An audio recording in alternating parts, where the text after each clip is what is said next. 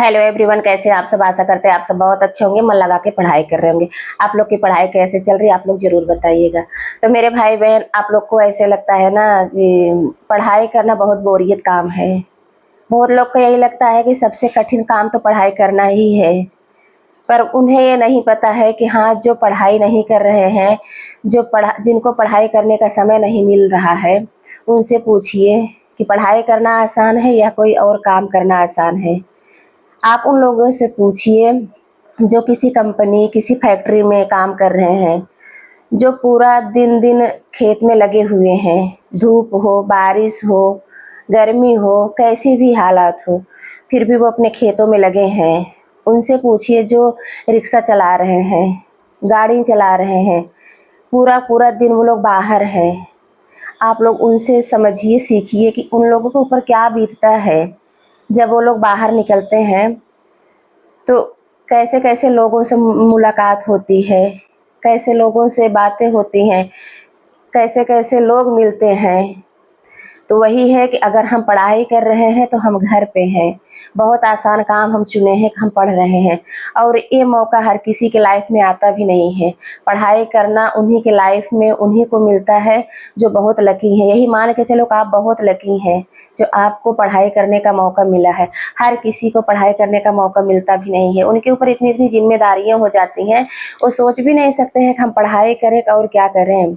उनके सामने इतना खर्चा रहता है कि वो बैठ के पढ़ाई कर ही नहीं सकते हैं। वो यही सोचते हैं नहीं, हमें बाहर निकलना पड़ेगा, हमें 4 पैसे कमाना पड़ेगा अपने परिवार के लिए, अपने फैमिली के लिए। आप उनसे पूछिए कि जब जो लोग ऑटो चला रहे हैं, जब सुबह निकलते हैं, सुबह 6 बजे निकलेंगे, रात के 9 बजे आ रहे हैं, जब ऑटो में ऐसे ऐसे लोग भी मिल जाते होंगे कि उनको किराया देते भी नहीं होंगे, इतना ठक ठक करते होंगे, कितनी गाली गलौज हो जाती होगी। एक एक दिन उन लोग के लिए कितना मुश्किल रहता है। जो लोग कंपनी फैक्ट्री में काम कर रहे हैं, उनसे पूछिए उनके ऊपर क्या बीतती है, कितनी मेहनत करते हैं, और उनके भी जो बॉस होते होंगे कितनी बातें उनको सुनाते होंगे। तो आप ये सोचो कि हम कितना बेहतर है, हम पढ़ाई कर रहे हैं।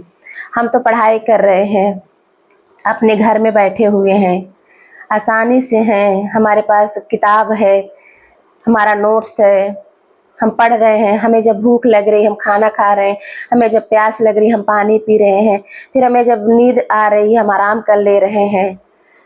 आप लोग बताइए, आप लोग को कितना और आराम चाहिए। इसलिए पढ़ाई जो भी भाई बहन कर रहे हैं वो सबसे आसान काम उनके लिए है।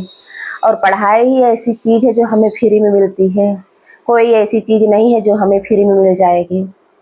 आप कोई भी काम शुरू करना चाहेंगे तो सबसे पहले उसमें पैसा लगता है। बिना पैसे का आप कुछ भी नहीं कर सकते हैं। पर पढ़ाई ऐसी चीज़ है कि जो हमें फ्री में मिलती है। हम अगर हमारे पास किताबें हैं, नोट्स हैं, हमारे पास थोड़ा बहुत साधन है, हमारे पास एक मोबाइल है, तो बताइए हम उसमें कितना पैसा हमें लगता होगा। कुछ भी नहीं लगता है। ठीक है, हाँ, हम कुछ लोग के मानते हैं कि मोबाइल में रिचार्ज भी नहीं हो पाता होगा, सही है, हर किसी की हालात एक जैसी नहीं है। पर आपके पास बुक तो है, आप बुक से तो पढ़ रहे हैं। अगर आपके अंदर एक जुनून है, एक रणनीति है, अगर आप रात दिन पढ़ रहे हैं, मेहनत कर रहे हैं, आप खुद ही सोचिए कि आप कहाँ से कहाँ पहुँच जाएंगे। शिक्षा ही ऐसी चीज़ है जो हमें कहाँ से कहाँ पहुँचा देती है, कितने बड़े से बड़े पोस्ट पे पहुँचा देगी हमें। तो आप लोग खुद ही सोचिए कि हम पढ़ाई करके उस स्थान पे पहुंच सकते हैं या कोई बिजनेस या कोई काम करके हम पहुंच सकते हैं। तो सबसे आसान काम यही है मेरे भाई बहन, हम पढ़ाई करके इतनी बड़ी से बड़ी पदवी हासिल कर सकते हैं। बस हाँ, वो मेहनत के ऊपर है। जितना आप मेहनत करोगे, जितनी आप लगन रखोगे, और जितना आगे आप जाना चाहोगे, आप वहाँ पहुँच जाओगे। क्योंकि मेरे भाई बहन, मैं देखती हूँ, मैं जब सुबह 6 बजे निकलती हूँ स्कूल के लिए, रोड पे जाती हूँ, तो सुबह बताइए, हम तो 6 बजे जाते हैं रोड पे, उसके पहले से ही ऑटो वाले जो होते हैं लेके अपना ऑटो निकल जाते हैं। बताइए उन लोग को भूख प्यास नहीं लगती है, उनको भी तो नींद लगती होगी, उनका भी परिवार होगा, उनका भी तो मन करता होगा कि नहीं, आज नहीं जाएंगे, हम आज घर पे ही रहेंगे। तो वही है कि पेट है, परिवार है, हमें पालना है सबको। अगर हम बाहर निकलेंगे नहीं, 4 पैसे कमाएंगे नहीं, तो हमारा घर परिवार नहीं चल पाएगा। वो लोग भी यही सोचते हैं कि काश पहले हम भी ये गलती ना किए होते, हम भी पढ़ाई कर लिए होते, जब पढ़ने की उम्र रहती है तो वो अपनी उम्र गंवा देते हैं, बाद में फिर पछताने के सिवा कुछ भी नहीं मिलता है। तो फिर उनके सामने यही चीज़ दिखता है कि कोई बात नहीं, ठीक है, जो हम करने लायक हैं वही करेंगे। तो फिर वो अपना छोटा मोटा काम स्टार्ट करते हैं, कहीं गाड़ी पकड़े लेंगे, कंपनी में जाएंगे, फैक्ट्री में जाएंगे, रिक्शा चलाएंगे, तो अपना ऐसे छोटा मोटा काम करते हैं। ठीक है, उनका दिन का जो भी मिल जाता होगा अपना उसी में खर्चा चलता है उनका। तो मेरे भाई बहन, आप लोग यही मान के चलिए, अगर आपको पढ़ाई करने का मौका मिला है तो सबसे आसान काम आप चुने हैं, सबसे आसान काम आपको मिला है। ये आपके ऊपर निर्भर करता है, आप कितना पढ़ ले रहे हैं और कितना पढ़ के आप कहाँ तक पहुँच रहे हैं। नहीं तो आप खुद ही सोचिए उसके बाद की लाइफ कैसी होगी, कितनी कठिनाइयों से भरी होगी वो लाइफ है। ना तो हम जी पाएंगे और ना हम मर पाएंगे।